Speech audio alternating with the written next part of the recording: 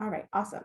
So this is the first in a series of webinars on equity and clean energy that we will be hosting this winter. We conducted a survey this past summer that gave us a look into what topics individuals doing this work in the region want to hear and learn more about. So please be on the lookout for those future webinars that will be on resilience hubs, community engagement, and equitable clean energy program design. Today, we will focus on centering equity in climate and clean energy planning and implementation.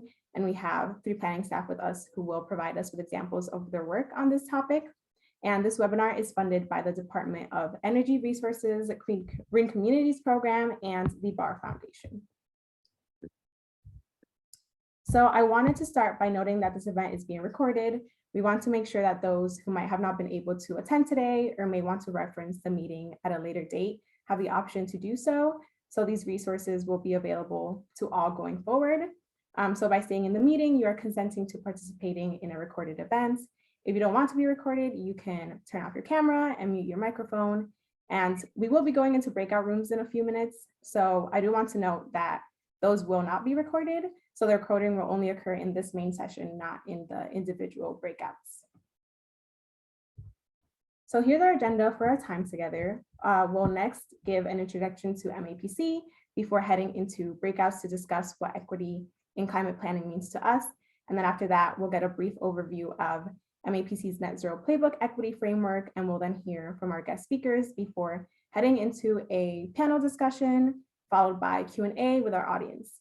And so now I'll turn it over to our Director of Clean Energy, Julie Curdy, who can provide a welcome and more context to MAPC and the work that we do in our department. Thanks so much, Francelis. Welcome, everybody. We're so glad you can join us today for this important discussion. As Francelis noted, my name is Julie Curdy. I'm the new Director of Clean Energy for our department at MAPC. MAPC is the Metropolitan Area Planning Council, and we're the regional planning body for the 101 cities and towns in the eastern region of Massachusetts. So you can see our map here that includes our communities. MAPC is a staff of just over 100 planners and specialists who provide technical assistance to our cities and towns in different planning areas. Francelis, Brooks, and I, who are on the webinar today, specifically sit on our clean energy team, which includes 6 full-time staff working on clean energy and climate planning in our municipalities. Francelis, if you go to the next slide. Our clean energy team works in 3 main areas. So we try to promote, as MAPC's mission purports, regional collaboration across communities. We try to work with communities on regional clean energy and climate planning projects. And Ibrahim, who's on our call today, will be speaking to one of those. We also work with communities on climate and clean energy policy and planning, particularly developing policies at the local level and advocating at the state level for policy changes we need to see. And then we provide clean energy technical assistance in different areas to our communities. So after this call, if you'd like to reach out to us, our contact information will be on the last slide. You can email cleanenergy@mapc.org. We'd love to hear from you and see how we can work from you if you're in our region. So at this point, I'll turn it back over to Francelis. Thank you. Awesome, thanks, Julie. Now I'm going to briefly go over some of our caretaking items for the day. So you will be able to unmute yourself in breakout groups. And when you're in your groups, you will not be recorded again. I just wanted to note it. So please share your name and your video if you're able, and feel free to use the chat for any questions and comments throughout the event as well. So we'll now go into breakout groups of roughly 3 to 5 people per group. You'll have about 7 minutes to introduce yourselves, reflect on the prompt, and to let others in your group know what equity in climate planning means to you. And we will add this prompt in the chat as well, so you can have it handy. And we want this to be an opportunity for you to connect with others and to network. So feel free to share about any of the work you've been doing related to the event topic today as well. And once we all come back to the main session, we won't have time to debrief on your conversations specifically, but you are welcome to add your thoughts in the chats. All right, I think everyone should be back by now. So welcome back, everyone. I hope you all had some good discussions and were able to make some connections. A reminder that you can add any thoughts or comments about your discussion in the chat. Could be anything from something particularly exciting that you might have come up with, might have come up in your conversation about current project you're working on related to equity, or just a general reflection on what equity in this work means to you. So now I will pass it on to my colleague, Brooks Winner, a senior clean energy specialist who will provide a 10-minute overview of our framework for equity, which is part of MAPC's Net Zero Playbook. And the playbook was created as a tool for municipalities to develop their net zero action plans. So I'll stop sharing my screen and I'll pass it on over to Brooks. Thanks, Francelis. Seeing my slides okay there? Yes. Great, okay. Well, good afternoon, everyone. My name is Brooks Winner, and I'm a senior clean energy specialist at the Metropolitan Area Planning Council on the team with Francelis and Julie and Yaritza. And I've been asked to share some framing for today's webinar from the Framework for Equity, which is part of MAPC's Municipal Net Zero Playbook. So first, what do we mean by equity? And you all just spent a while discussing your own definitions, your own thoughts about that. So MAPC has defined equity as the condition of fair and just inclusion into a society. Equity will exist when those who have been most marginalized have equal access to opportunities, power, participation, and resources, and all have avenues to safe, healthy, productive, and fulfilling lives.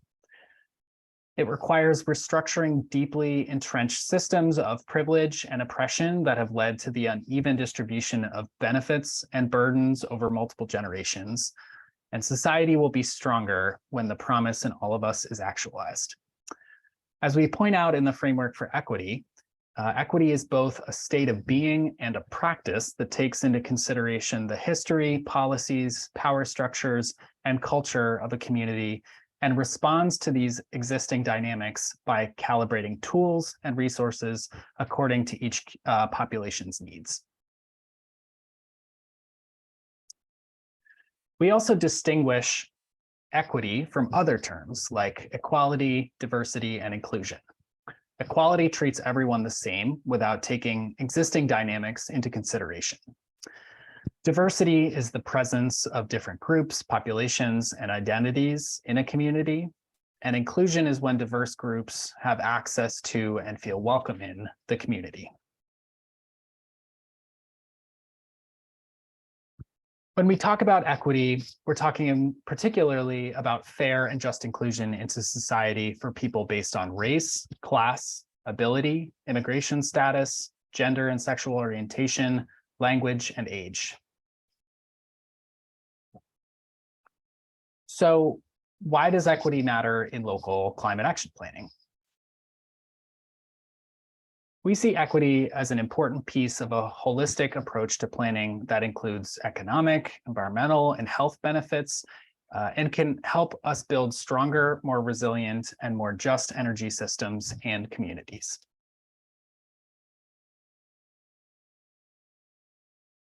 We also know that without an explicit focus on equity, the clean energy transitions that we're planning for will just widen the gaps and exacerbate the inequities that we already see throughout our region and beyond. For example, this map shows that communities of color have more impervious surfaces, making them more susceptible to flooding and extreme heat. Inequity is built into our physical infrastructure.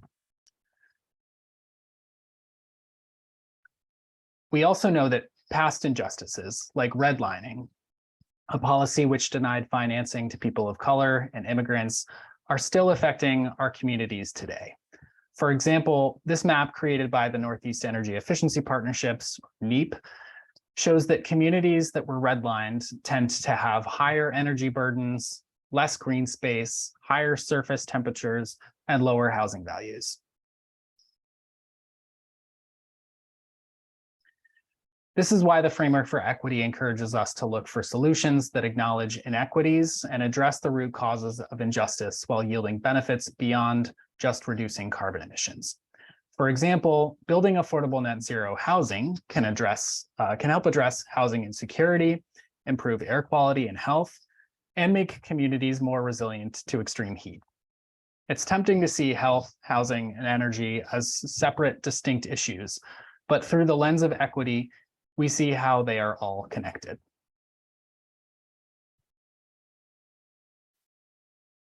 So, how do you put equity into practice in our local climate efforts? The framework for equity includes this helpful evaluation framework, encouraging us to answer these questions for each strategy in our plan. Those questions include: who has been historically impacted by this issue? Who will be most impacted by the types of changes to our climate we are seeing now and expect to see in the future? How will the benefits and harms of this strategy be distributed in our community? And whose voices need more representation in decision-making on this strategy? The framework also encourages us to focus on equity in each stage of the planning process, from budgeting and scoping to stakeholder engagement, to the selection of actions, to the communication and implementation of our plans. And I'll also note that equity is a regional issue.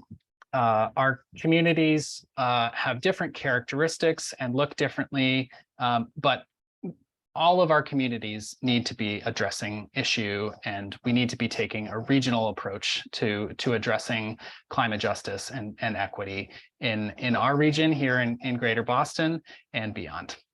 So that's the framework. With that, I'll turn it back to Francelis to introduce our panel. Thanks, Brooks. I'll actually pass it on really quickly to Julie, who will give some more. Yeah, I just wanted to also offer some context. Our colleague Van put in the chat a link to MAPC's Net Zero Playbook and also the framework for equity that Brooks just presented on. So wanted to make sure folks know, if you're thinking about working on a net zero action plan in your community or a climate action plan, that we've invested in creating resources for you to help with those planning processes. So the Net Zero Playbook has a framework for action and a framework for equity. And then it also has 4 different chapters focusing on buildings, mobility, energy, and zoning tools and land use tools that local governments can use to reach their climate goals. So I wanted to note those resources if you're thinking about starting a planning process, in case they come in handy. And now back to Francelis. Thanks, Julie. Let me just share my screen really quickly once again.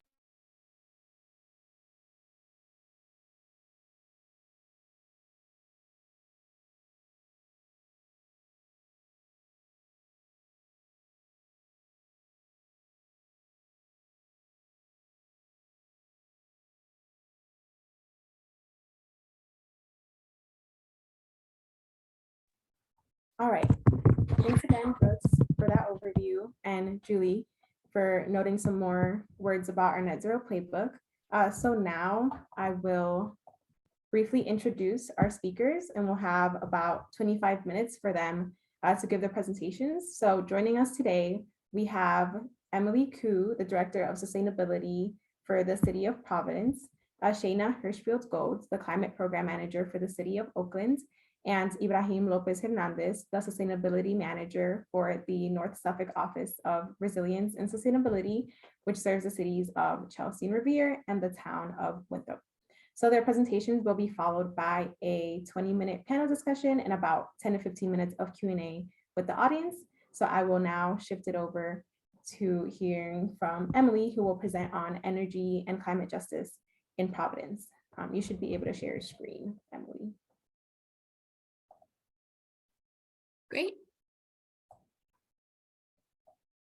Thanks so much for having me. So as Antilis mentioned, my name is Emily Coup, and I'm the Director of Sustainability for the City of Providence. It's a pleasure to be here with the MAPC and my colleagues in Oakland and Chelsea, Revere, Winthrop. Oh, and Emily, I'm just going to hop in quick. We can see your notes actually. Oh, with the way you're screen sharing, in case you don't want us to. So yeah, I will share. What about now? Is that better? yes. Okay, thank you. Yeah, of course. So our work began with the creation of the Racial and Environmental Justice Committee, and this group centers frontline communities in Providence, specifically, and in particular, Black and Indigenous voices in climate action planning. And back in 2016, 2017, the RUJC developed the Just Providence framework as a set of principles to guide the work specifically of our Office of Sustainability, but also the city more broadly. So these are excerpts from that Just Providence framework. The framework provided was that a racially equitable and just Providence must actively work against and transform current and historic social inequities based on race, class, gender, immigrant status, and other forms of oppression. A racially equitable and just Providence puts capital and resources where these inequities are greatest. And that is a driving principle that we strive for. Identified next steps from the creation of this Just Providence framework included ongoing anti-racism trainings for the city and communities, as well as establishing structures for deep democracy for community members to continually weigh in on our work.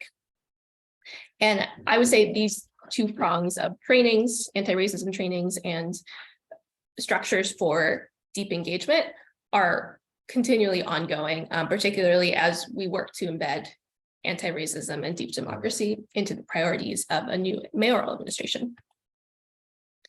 So the Energy Democracy Leaders Program was the kind of original program that helped in the development of our climate justice plan. And it provided a cohort of frontline community members with the resources and information needed to make decisions about energy in Providence.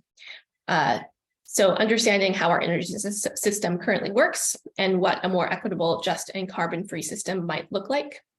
The program included training, stipends, and other support for those leaders. And those individuals conducted meetings with their communities and conducted peer-led interviews that provided the core inputs for the development of Providence's climate justice plan. So this climate justice plan was co-created with our office, now Department of Sustainability, and the Racial and Environmental Justice Committee. And it highlights that when the most impacted are centered in decision-making, the resulting interventions and solutions are transformative. So these are excerpts from those interviews with frontline community members.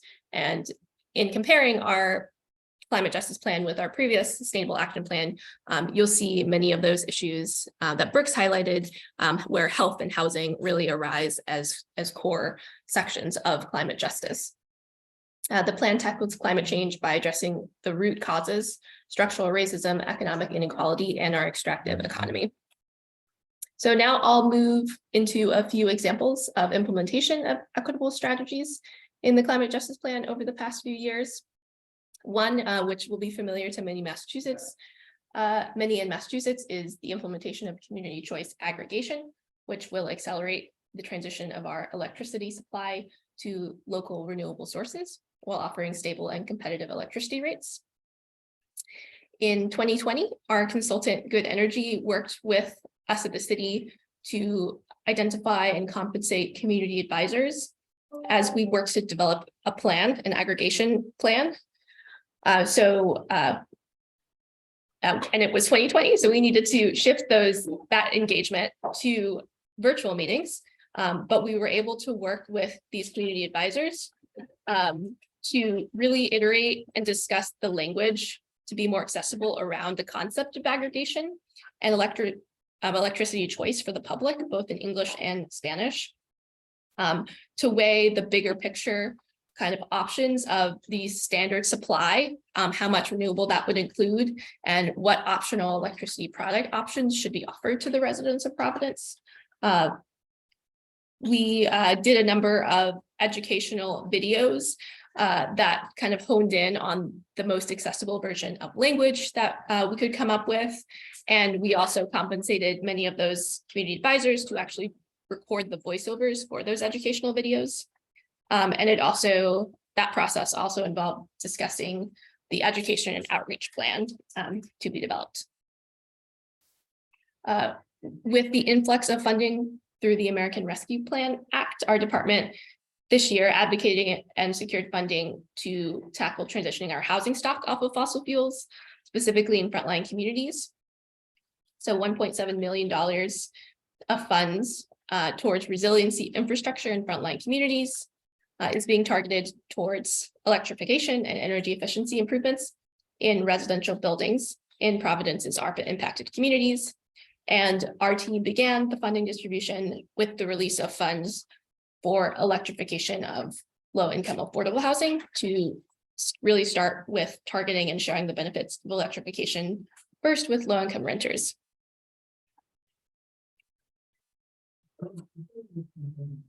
Finally, our department aims to ensure that investments in energy efficiency and electrification of municipal buildings include community collaboration and prioritize those buildings most used by frontline communities.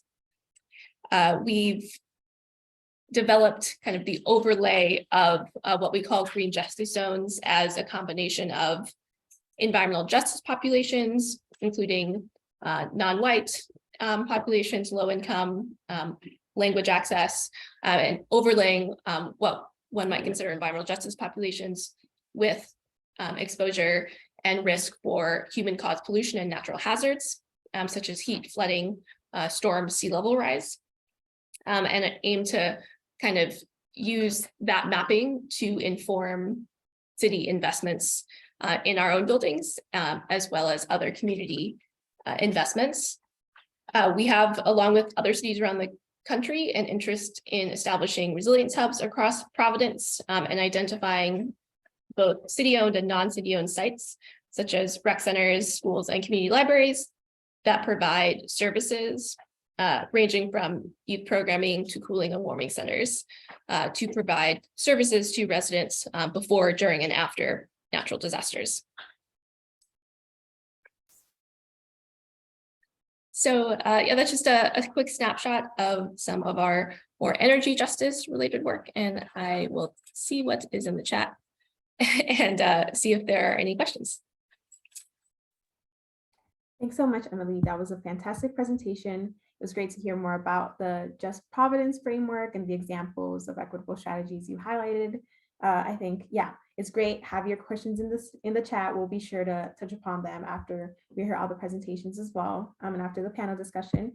So I will now turn it on over to Shayna to present on equity and resilience in Oakland's Equitable Climate Action Plan. Good morning, everyone. I'm just gonna start sharing my screen. Let's see here. Okay, can we all see that? Yep, looks great. Okay, marvelous. Well, thank you so much for inviting me. I feel like I'm one of the only folks from the other coast here, but always happy to forge these connections and to share across distances the great work that we're all doing. In 2020, Oakland City Council adopted our Equitable Climate Action Plan. That's the cover of the plan right there. So I'm going to share a little bit about where we come from in a theoretical framework, as well as how we actually created this plan and how we as a community have thought through it. Very much like Emily talked about, and others have been talking about this morning. I know it's morning for me, it's not for the rest of you. Our work here really stems from a deep understanding of the harms that structural racism and inequitable, unjust policies have created for our communities in Oakland. So the redlining map is right there. On your left, that is Oakland. And on the right, that's a construction photo of one of the freeways that goes through the heart of our city. That was one of the big urban renewal projects in the middle of last century that isolated a historically African-American community of West Oakland. And that community is now completely surrounded by freeways and the Port of Oakland, and experiences some of the worst health outcomes and lowest life expectancies in the city. So our work really stems from this understanding that those histories lead to these types of inequity in where disasters happen, who is the most impacted by disasters, who is able to recover or who cannot recover from disasters, as well as who has access to normal everyday resilience in our lives. We do start with nominal climate targets. Our city council adopted a 2020 greenhouse gas reduction target back in 2009. In 2018, we adopted a 2030 target, and the ECAP, Equitable Climate Action Plan, does tack toward that 60% GHG reduction target by 2030, but it also puts us on a path to complete carbon neutrality by 2045. But those are just the nominal targets, and the entire framework of the ECAP, the way I think about it is through this image here. So the entire framework is around deep equity, deep justice. And within that, we're looking at how do we stop climate change in our local emissions, our life cycle emissions, as well as carbon removal through natural solutions. And also, of course, how do we adapt to climate change? We are a coastal city, and we have lots of other intersecting threats. This is earthquake country here, a lot of challenges. So we're looking at building resilience through all, physical and social systems that we have. And we do that in the ECAP through 40 actions that are spread across 7 sectors. We've got transportation and land use, buildings, material consumption and waste.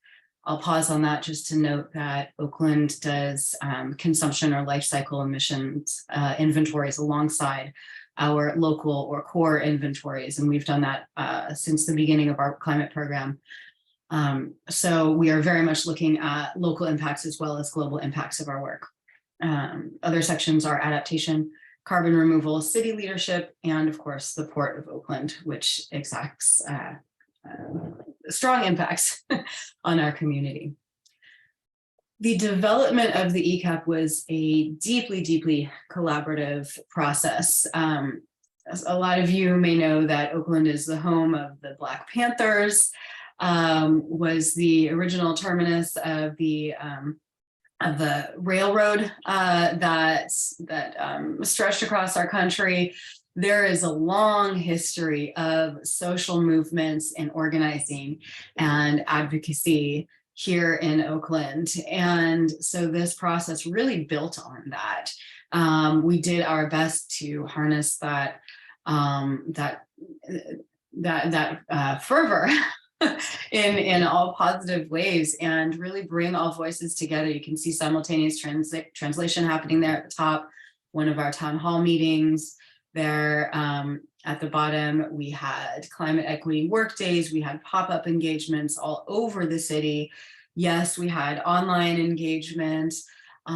We tried to meet folks where they were as much as possible, but even more than that, we worked with an equity facilitator team, and that was a team made up of 3 local groups, very, very grassroots groups that worked hand in hand with us to plan and then actually lead, be the face of the community outreach. So it wasn't city staff members standing up in front of folks saying, let's tell you how it is. It was folks from the communities knocking on their neighbors' doors and standing up and, to frame the issues and to say, here's why we're all here. Here's why this is important to all of these different groups.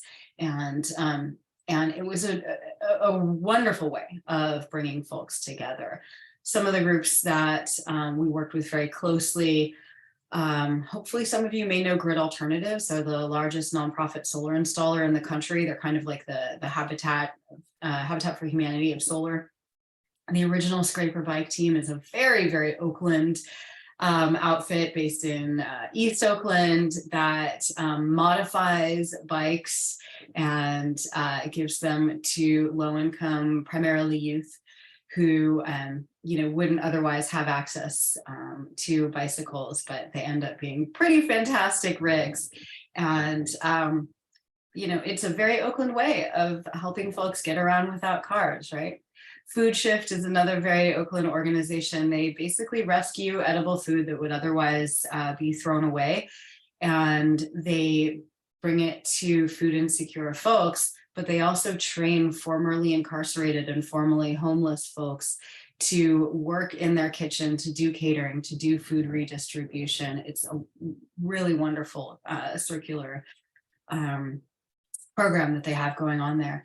And then an Oakland-based policy and justice organization called the Redlining Institute, direct response to redlining, that has done a lot of wonderful, research, policy positions, and capacity building for effective advocacy in the community and for effective policy making with a justice lens within government. So they've actually been one of the wonderful groups advising us in our work.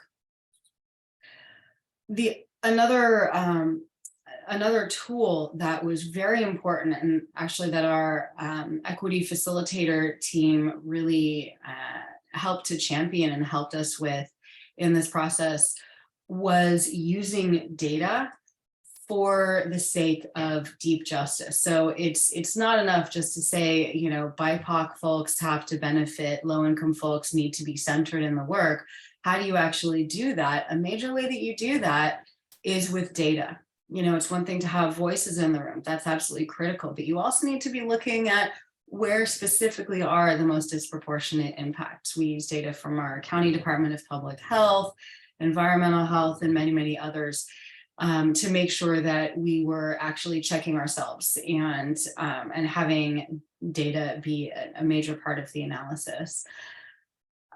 Lots and lots of drafts, lots of back and forth with our equity facilitator team and with grassroots groups across the community.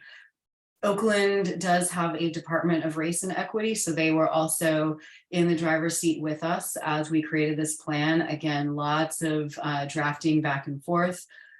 Our equity facilitator team created a preliminary equity screen, and as we drafted potential actions for the plan, they took each of those actions through the equity screen to finally help us get to a point where that team was able to say, yes, this plan as written with great detail is likely to yield the greatest benefits to frontline communities and minimize harms to frontline communities. So what does some of that look like? It looks like centering health through how we do urban greening, with where we put respite facilities and resources in our communities. It looks like absolutely prioritizing community engagement, co-planning, co-development, and transparency and accountability as we go.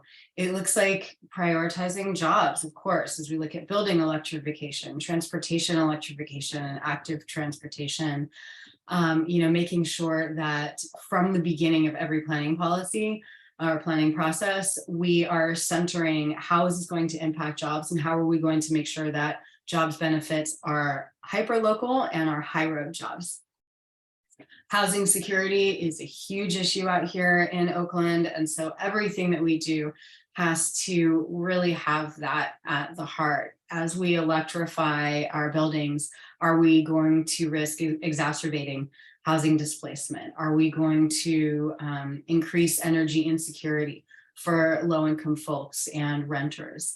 Those questions are central to every process, and we're bringing in partners as we go to say, hey, does this sit right with you? Would this approach make sense to you? And obviously a lot of what that looks like is, prioritizing incentives and education and outreach and handholding and broad programs and aggregation before we get to the point of mandates and fees and things like that. And then when we do get to that point, we're looking at, well, how can we make mandates and requirements and fees equitable in their implementation? So a bit of what's going on right now, as I mentioned, that plan was adopted in mid-2020, July 2020, interesting time. Later on that same year, council adopted an ordinance that all new construction must be all electric. in Oakland, new construction, in our whole region, actually, new construction is very cost effective to mandate electrification. So that was kind of the first step toward fully decarbonizing our building stock. We do have community choice aggregation out here. Our community choice aggregator is East Bay Community Energy, and they have pledged 100% carbon-free renewable grid by 2030. They're well on their way there. So they're a wonderful partner in this work. And you can see they're about halfway down. We're working right now on a building electrification roadmap, working closely with a lot of partners, including our affordable housing development community, to figure out what does that plan need to look like. And we are in the midst also of developing an ordinance to require or move toward electrification in major retrofits. We're also developing resilience hubs. Oakland is actually in the midst of our general plan update. We are about to release our 50-year urban forest plan. There's a lot happening all at once, which, you know, sometimes leads to confusion, but also leads to opportunities for some great synergy across programs. So we have, for example, in East Oakland, there is an environmental justice farm that also has an easement, a cultural easement and land easement for one of the the Native American tribe on whose land we sit here. So there's a land trust there for them. They're building out an aquaponics farm where there will be job training and food redistribution. We're also hoping that it will be a site of compost distribution to the community, and piloting some reusable ware programs. So we're trying to bring as much together as possible, again, with the community in the driver's seat, to say, does this actually make sense at this time? I will stop there. That's my contact info, but definitely happy to answer any questions at the end. Thank you so much. Thanks so much, Shayna. You touched upon a lot of great points, especially with regards to community leadership and equitable data-driven analysis, which I believe is a great segue to the next presentation. So we will now hear from Ibrahim on climate equity in the North Suffolk region. Thank you, Francelis. Let me just screen share here real quick.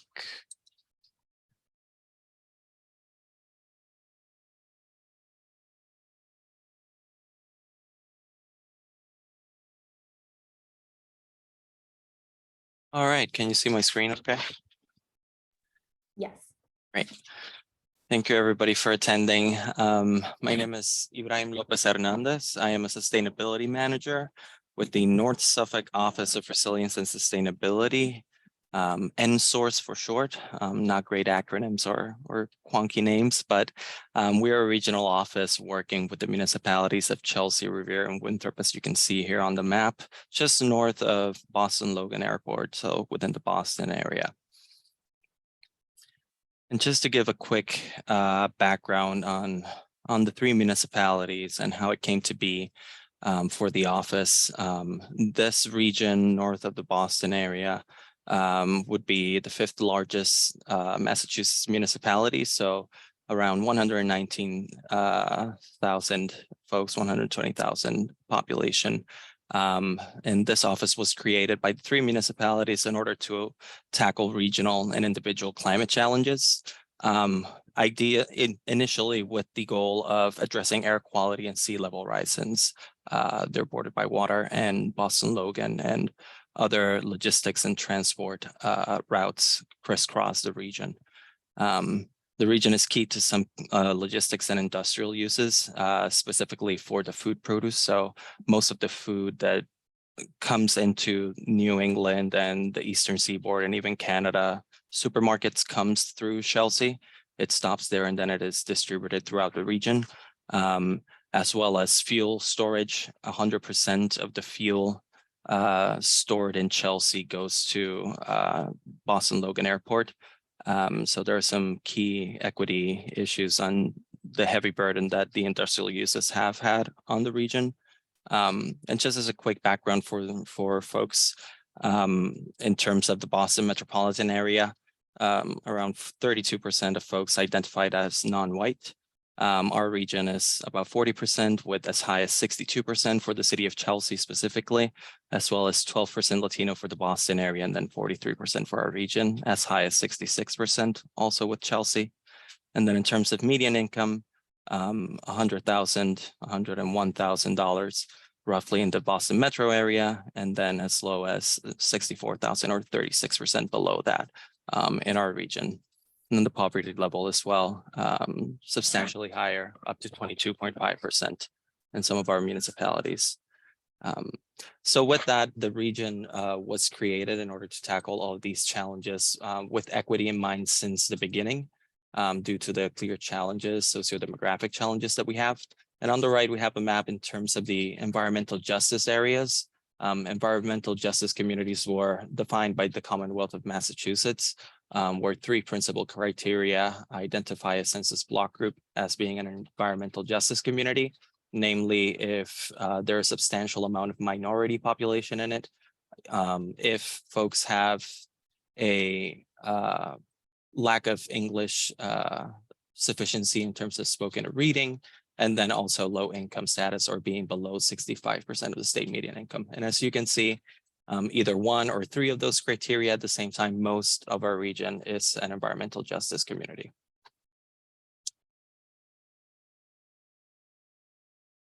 Here, there we go. And so in order to address the climate challenges, specifically the climate mitigation challenges for the region, we still haven't had a plan like the wonderful folks at Providence and Oakland have, but we are in the process with that with our Zero Carbon Action Plan, or CCAP for short. And so this plan, working alongside MAPC as our technical consultant and project manager, is aimed at reaching net zero by 2050, as mandated by the Commonwealth with the climate roadmap law approved last year.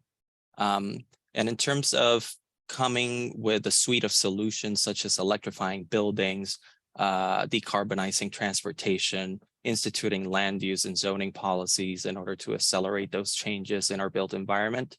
All that has been centered around equity, with the key participation of community-based organizations that have long been advocating for a healthier air, more resilient electricity grid, etc. So our environmental justice community organizations have been part of the core team since the beginning and every meeting, namely Green Roots, who is a community-based organization in Chelsea that has been for more than half a decade advocating for climate justice issues and environmental issues in Chelsea.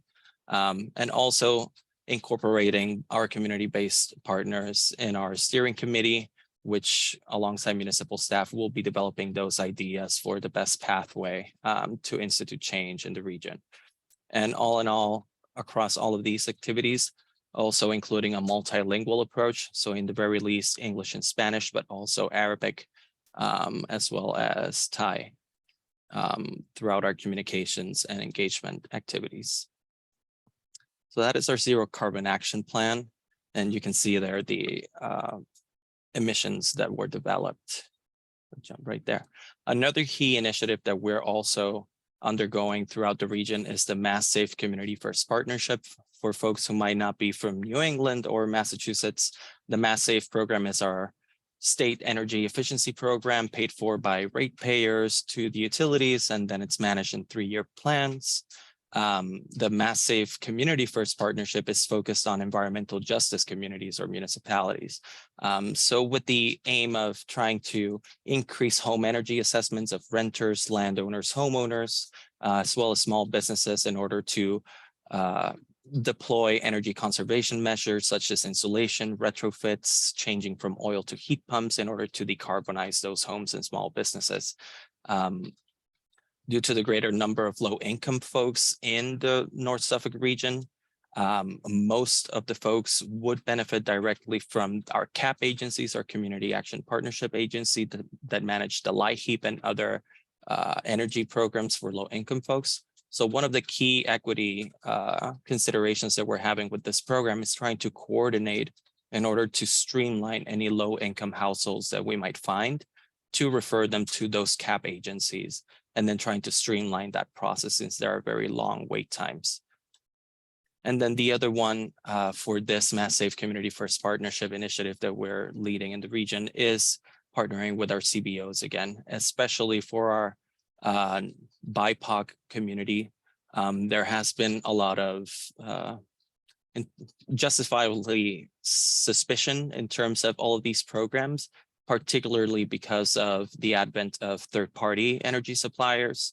A lot of folks have ended up in these types of contracts that at the end of the day, after 6 months, 12 months, their energy bills have spiked significantly.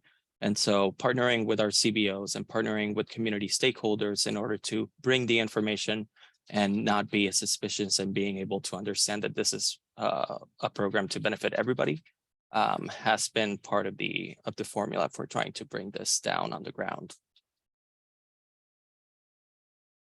Another key equity-focused energy project that we're deploying in the municipality of Chelsea is the Chelsea Community Microgrid. So a microgrid, for those who might not be aware or don't really understand, to not define it too wonkily, it is essentially a combination of batteries as well as solar panels that are interconnected by different buildings in order for providing continuity of operations or maintaining the lights on after a storm, after a flood, so that things can still be lit up and folks who need electricity can have so. So the city of Chelsea is implementing a pilot, a first phase for this in these 3 sites, the Chelsea Police Department, City Hall, and then an affordable housing complex as well, in order to understand the economics, in order to also get feedback from residents and provide resiliency. This has also been spearheaded by our community-based partners such as Green Roots. The conversations for this type of energy resiliency with equity project has been ongoing since 2017, specifically with the advent of Hurricane Maria in Puerto Rico. That really impacted our mostly Latino community here in Chelsea and started those discussions, and right now is becoming realized on the ground. And then lastly, the other project that we wanted to highlight from the office is the social vulnerability and equity assessment. This is a recently completed tool that was developed in order to understand what might be the possible impacts of either municipal programs or projects, and serve as a screening tool in order to evaluate geographical and sociodemographic data to understand if there might be any equity issues, any disproportionate impacts, and then being able to address those more deeply before committing funds, before committing time and resources into those projects. So this tool is essentially a pretty big spreadsheet, glorified spreadsheet that incorporates maps and data, and users will be able to be asked some questions depending on the scope of their project in order to then delve more deeply. We still have not piloted this tool, but we are envisioning piloting this within the next few months, either at the capital improvement planning processes of the municipalities, which are very important processes for putting money down on the ground on real hard infrastructure, as well as other grant opportunities that might happen along the way for equity and climate. We would also like to pilot this. And we're also happy to share this for anybody who is interested in this tool. And I just wanted to make quick mentions of other projects that are still ongoing, but could not be included here. I know that Emily from Providence mentioned municipal aggregation. The city of Chelsea is also leading with municipal aggregation. The city of Chelsea has been almost 2 years now waiting to hear from the Department of Public Utilities on the approval of the plan. That's another equity consideration in terms of timing and state regulators accelerating processes. But originally, the envisioning of this plan was in order to provide relief to low-income residents and others with the price hikes that have just started for this winter, with 60% increase in ratepayers' costs. So hopefully we'll hear back as soon as possible on that. Looking forward to the discussion. Awesome. Thanks so much, Ibrahim, for your presentation. It's great to hear more about how we can do this work regionally and the various initiatives currently going on in the North Suffolk region. I believe all your presentations really complement each other in showing us all that this work can be done with intention and with very valuable partnerships. So we'll now transition onto our panel discussion. So yeah, thank you again for each of your presentations. I learned so much about your projects. I'm excited to learn more about them during our conversation. And as we chat, I invite our audience to include any questions, and we can go back and take a look at those during our Q&A session. Let's see, I think everyone's being spotlighted on here. So I'll wait until we're all on here together.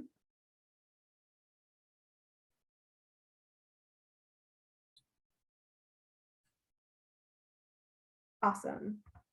Thanks so much, Julie, for doing that for us.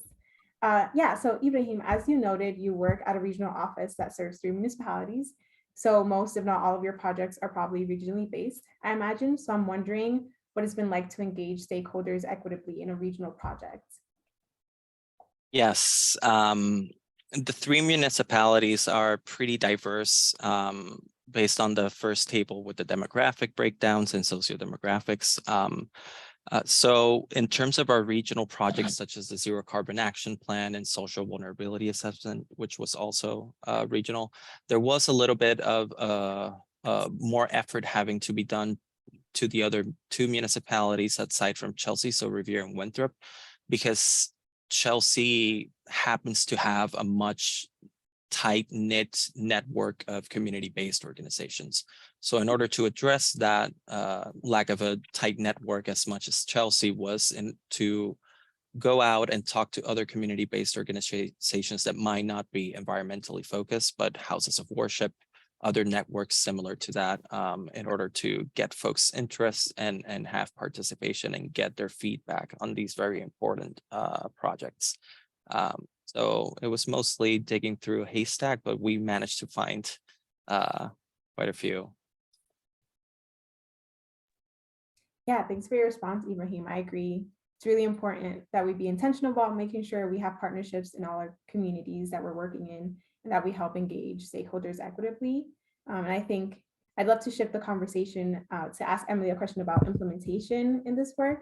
So it's really interesting to hear more about like the initiatives being implemented in Providence because of the plan. And I'm hoping you can tell us a little bit more about what has been surprising about the implementation phase so far, and where you might have found success in something you weren't expecting. Sure. Yeah, perhaps this shouldn't have been surprising, but I think just uncovering the disconnect between the words and commitments to this work that our leaders can make, and the ability of the system that we work within to allow community input and the channeling of city funds to community efforts, which to me shows that the system is working as intended in kind of our challenges with sharing those power and resources within the existing system. But I guess a success, that's not a success anecdote. We've had success in shifting the makeup of our public advisory body, the Sustainability Commission. We were able to pass an ordinance codifying 2 environmental justice seats and 2 youth seats on that commission, and have also just seen, I think we put in term limits of 6 years, not super fast turnover, but have just seen turnover to where the voices on that commission that guides the work of our sustainability work has shifted a lot. So that's an exciting success. Yeah, thanks so much, Emily. I really appreciate you sharing those insights and about, how important it is to keep folks accountable and for sharing your successes as well. So I'm now going to pivot to Shayna. Shayna, we understand from your presentation that you made a kind of a clear link between climate equity and its connection to housing, jobs, and health, among other topics during your planning process. So can you tell us a little bit about how you use this framing to reach your audience? Absolutely. The first thing is always listening, kind of community organizing 101. You don't come out and say, hey, I'm going to help you. You say, hi, what do you need? Right. And so listening to challenges over the years, and then, in every outreach initiative and every conversation, starting with that is absolutely critical. And then always making sure that is what you are responding to. I think one of the best examples is natural gas, phasing out natural gas and building decarbonization. You know, a lot of my colleagues think about climate and greenhouse gas emissions first and foremost when they think about phasing out natural gas. But when I talk about building decarbonization in the community, I talk about safety. 40% of our children who grow up in homes with gas stoves are 40% more likely to develop asthma, right? Safety first and foremost, or health first and foremost. I talk about safety. We live in earthquake country. Having, you know, explosive flammable stuff piped down our streets and throughout our homes is not the best thing. Who is more able to build back if their home is destroyed or damaged? Who is breathing those toxic fumes in the back of the restaurant all day long as they're serving food, and they may or may not have health insurance, right? So it's health, it's safety, it's resilience, and it's jobs. We know that building electrification is going to create far more jobs than it's going to compromise. And so, you know, we can harness that momentum and make it work for Oakland. And then, by the way, this also has a strong climate benefit, you know, and so sometimes that framing can change a little bit how we roll things out. And so we're always working towards, you know, how can this make sense for the entire process? But looking at those values and those benefits is really important to make sure that, again, we're benefiting the entire community and those who deserve benefits first and foremost. Thanks, Shayna. Yeah, I think it's great to hear you say that it's really important to listen to folks and to make sure that we are prioritizing their needs and aren't just coming into communities and doing what we think that they need. And yeah, I think it's really important to also think about it in an intersectional lens and to make sure that we're really touching upon all those different sectors, as you all noted in your presentations as well, and really noting public health and why it's important to take into account people's priorities and how they're affected in their day-to-day lives. So I'm noting the time here. I want to be mindful of everyone's time. So I'm thinking for our final panel question, I would like to pose a question to you all.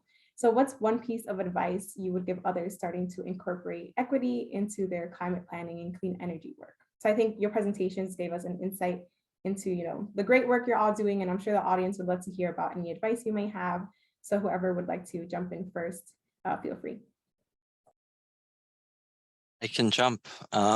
If you do happen to have community-based organizations centered on environmental or climate issues, please reach out to them and please establish a relationship of trust. It might take time, but it is especially necessary in order to tackle more long-term matters that your municipality has to address in order to reach net zero or whatever other goals you have set yourself, including equity, key performance indicators for equity. And if you don't have that type of network, then reach out to other houses of worships or other stakeholders that might then start building that type of network. It might take a lot of effort, but it is well worth it. Yeah. Oh, go ahead. Yeah, I think Shayna put it quite well in kind of arriving to a space and listening. And I think I've been reflecting a lot on to what extent kind of engagement for our own means and terms is extraction, and really focusing on aligning on shared values in kind of establishing trusted mutual relationships.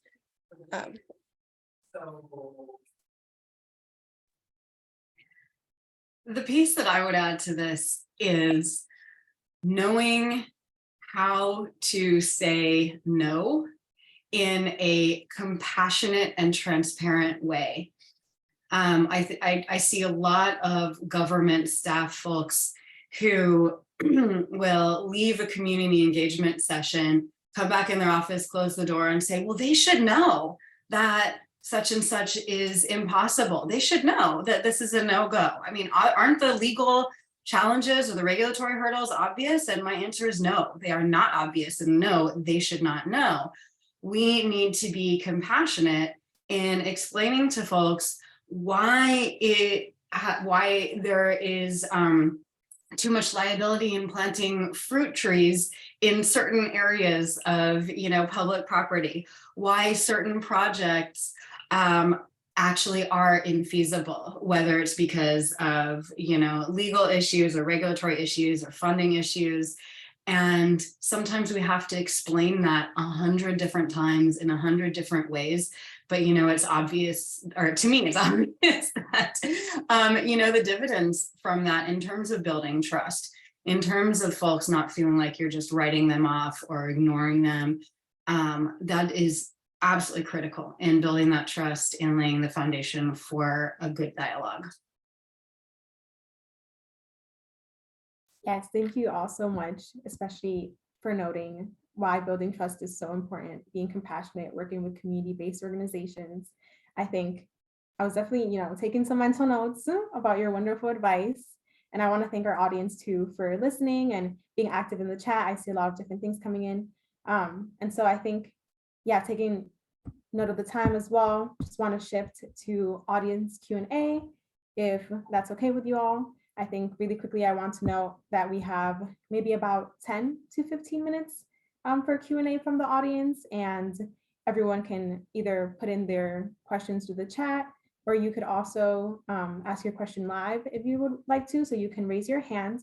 The function at the bottom of your screen that says reactions should have a little button where you can raise your hand.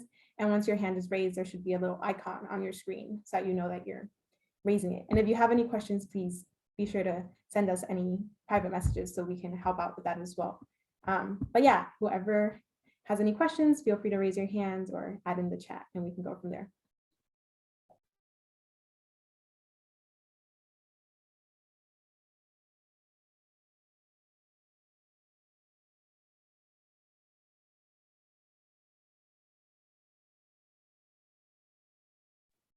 All right, while we wait to see if anyone raises their hands, I'm gonna look really quickly through any of the questions that were in the chats.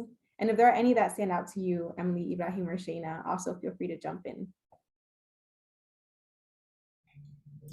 Maybe I can pull one out, Francelis, that I saw. We had a question earlier about green justice zones and what those look like in Providence. And I think, Emily, you had a chance to answer it in the chat, but wanted to see if you'd like some time to speak a little bit more about that concept and what you're working on there.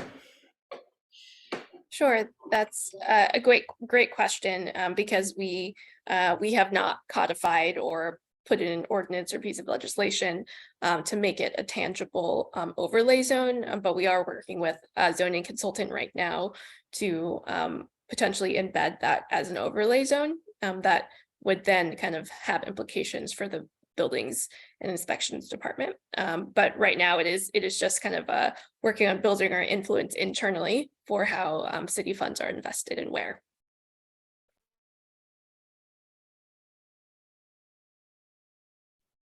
Awesome, thanks, Emily. I'm seeing some questions here also about, or some comments about the inequitable transition to clean energy in households. So I'm not sure, Ibrahim, if you want to touch upon the Mass Save Partnership program. Sure. So there are some equity in terms of Massachusetts here in the North Suffolk area with the Mass Save program, Community First Partnership. We have noticed some gaps in terms of who can be serviced, how quickly, and at what type of depth in terms of decarbonization measures.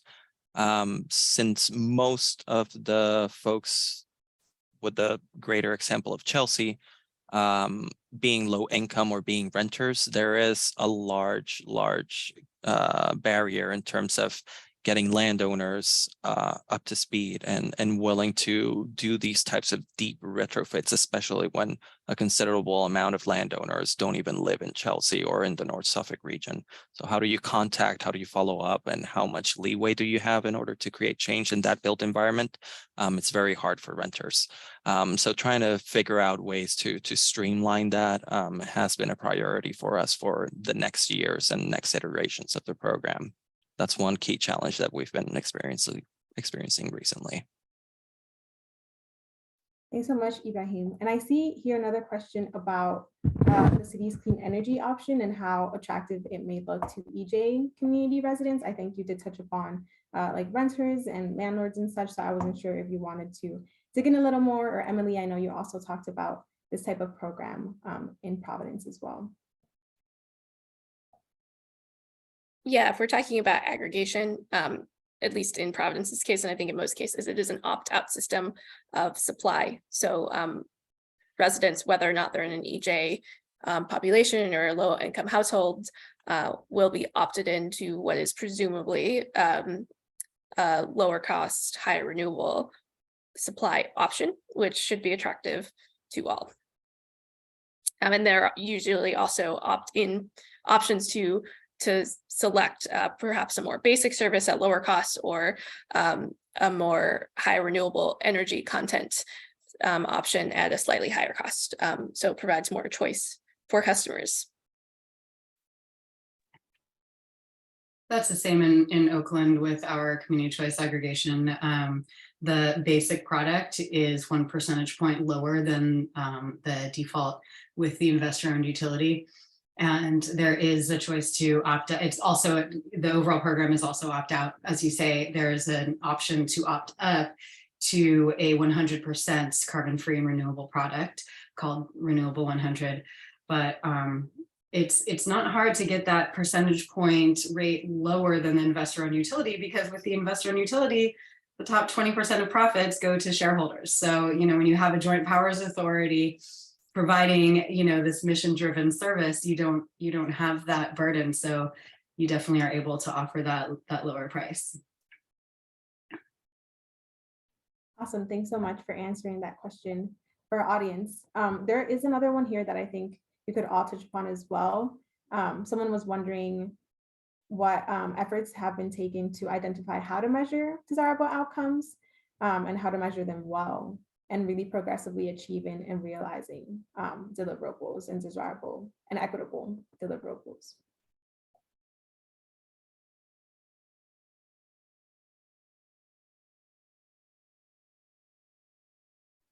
I think one thing that comes into mind is with regards to like the social vulnerability assessment, Ibrahim, maybe going forward, how you hope to use it in other projects, how that may be able to help with measuring. Yes, I'm opening up our great spreadsheet here.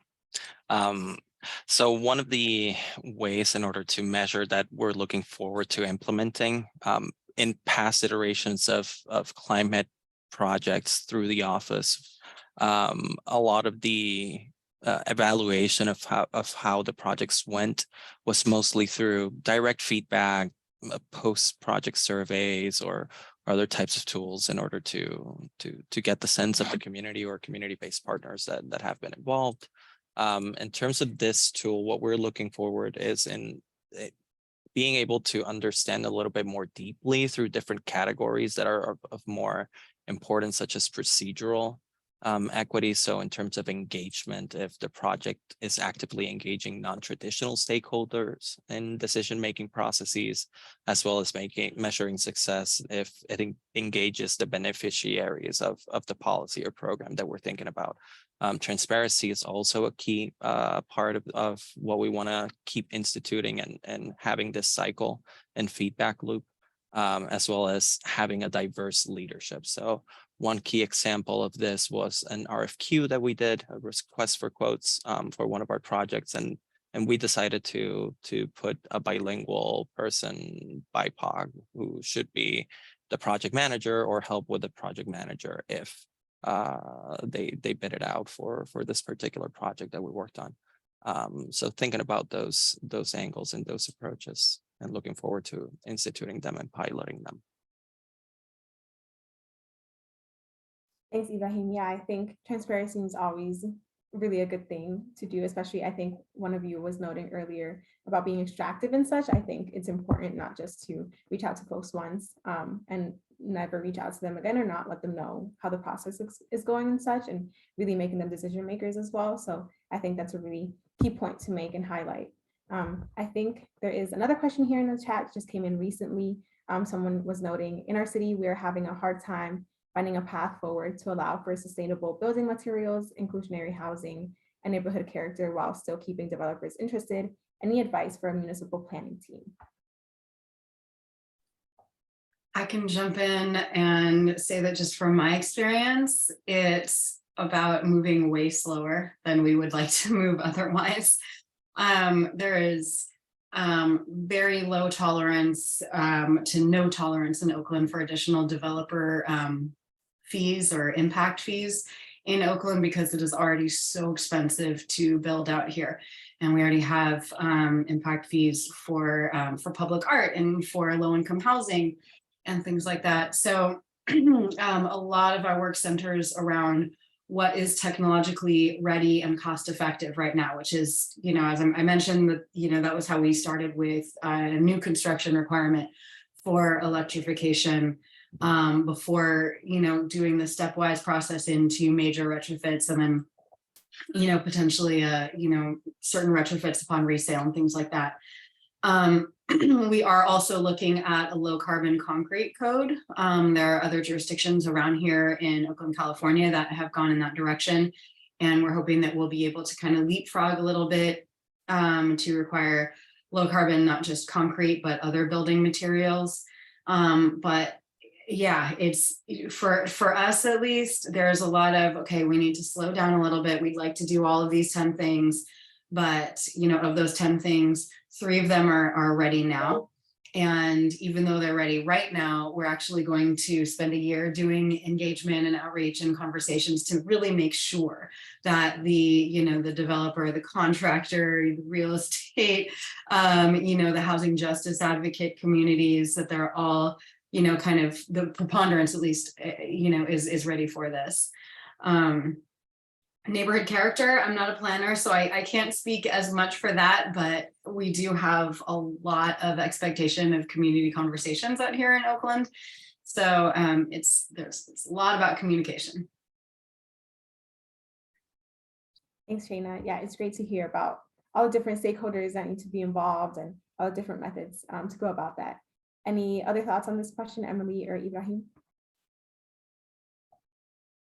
It's definitely hard. And most of in terms of Chelsea, Revere, and Winthrop here in the Boston area, something that segues into this is right now the conversation, not from the sustainability department or planners, but most of our policy makers, such as the city council, in grasping and understanding this new building energy code proposed at the state level, opt-in net zero. So any new construction has to be electrified, or at least be relatively easy to electrify once constructed. And then from a policy perspective, or the policymakers, is how uncompetitive will this make us if we require this and other municipalities don't around us. So I think that one key thing is organizing all the municipalities and departments and sustainabilities and jumping into the ship at the same time. So that's something that we're considering.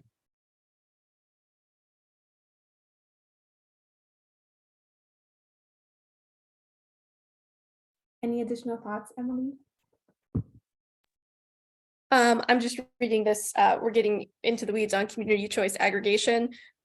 So it doesn't affect technically, because it's all connected to the regional utility, but you're creating a demand for renewable energy credits, which is also part of the financing of future renewable projects. So that's why the coupling of yes, there are renewable energy standards where states are increasing the amount of renewable electricity on the grid regionally and in the state, but the creation of these aggregation programs ups the amount of guaranteed renewable energy credits that need to be on the market, which provides financing for renewable energy projects. Awesome, thank you so much. I think there's so much coming in. I think it'll be really helpful content for the next few webinars as well. I'm being mindful of our time. We have about 4 minutes left. So I think I just want to thank you all again for being here, for presenting, for being part of the panel discussion and Q&A with our audience. I want to thank our audience for attending and being really active listeners and really active in the chat as well. I think it'll be really crucial for us to continue to have these conversations. And again, really please be on the lookout for future webinars on resilience hubs, community engagement, and equitable clean energy and program design.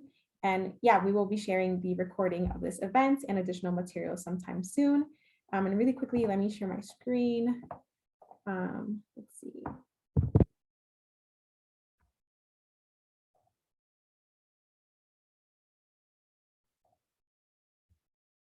Awesome. Okay. So we would love some feedback on this event as well. So we will include, could you please include this link into the chat? That would be great so folks can have access.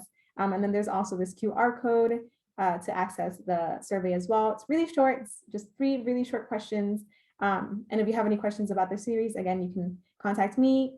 You can also contact any of my colleagues who were with me here today, or our general clean energy email. If someone could also add that into the chat, that would be great.